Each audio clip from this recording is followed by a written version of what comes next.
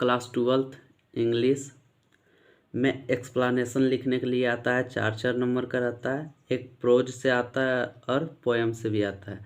तो उसके लिए फॉर्मेट है, फॉर्मेट लिख दीजिए। उसके बाद जो लाइन दिया रहेगा उसका अर्थ लिख दीजिए, आपको नंबर अच्छी तरह से मिल जाएगा।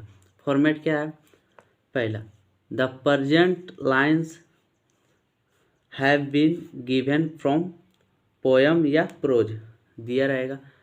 पोएम दिया रहेगा तो पोएम यहाँ पे लिखना है, अब प्रोज दिया रहेगा तो प्रोज लिखना है। यहाँ जो डैश है, यहाँ पर अगर पोएम का रहेगा तो उसका पोएम का नाम लिख देना, अगर प्रोज से रहेगा तो प्रोज का नाम लिख देना। कंपोज बाय ए पोएट, अगर पोएम का लिखा रहेगा तो पोएट का नाम लिख देना है, अगर प्रोज का रहेगा तो राइटर का नाम लिख देना है। ठीक, इसका अर्थ हुआ द प्रेजेंट लाइन्स, प्रस्तुत पंक्ति, हैव बीन गिवन, दी गई है, फ्रॉम ए पोएम, या एक कविता से दी गई है, या एक कहानी से दी गई है। कंपोज बाय ए पोएट, अगर कविता से दी गई होगी तो कवि का नाम लिखाना है यहाँ पे, अगर कहानी से दिया रहेगा तो राइटर का नाम लिखना है। यहाँ पर जो डैश है, सेकंड स्टेप क्या कहता है?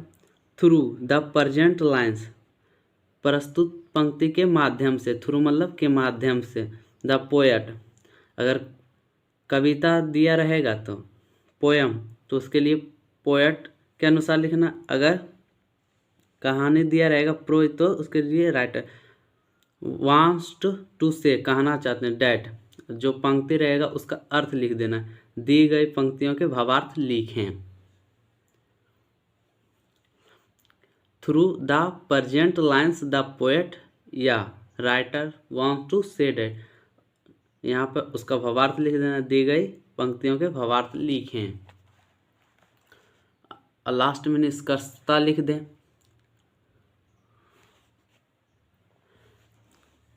कंक्लूजनली वी कैन से डैट, निष्कर्षता हम लोग कहना चाहते हैं, डैट द प्रेजेंट लाइन्स, प्रस्तुत पंक्ति, are the most important lines of the poem या प्रोज, जो प्रस्तुत पंक्ति दी गई है वह बहुत ही इम्पोर्टेंट है।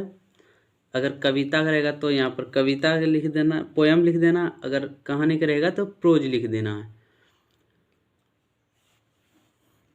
अगर आप इस प्रकार से लिखते हैं तो आपको 4 नंबर का जो अंक वो कभी नहीं कटेगा, आसानी से आप लिख सकते हैं। यही दिक्कत होता है कि फॉर्मेट नहीं जानने के बाद डायरेक्ट लिख देते हैं तो समझ नहीं आता, इसलिए फॉर्मेट लिख के आप दें तो अच्छा नंबर आएगा। इसका फॉर्मेट कम्युनिटी पोस्ट में दे देंगे, आप लोग देख लीजिएगा। और वीडियो अच्छा लगे तो लाइक शेयर आप लोग ज़रूर करें।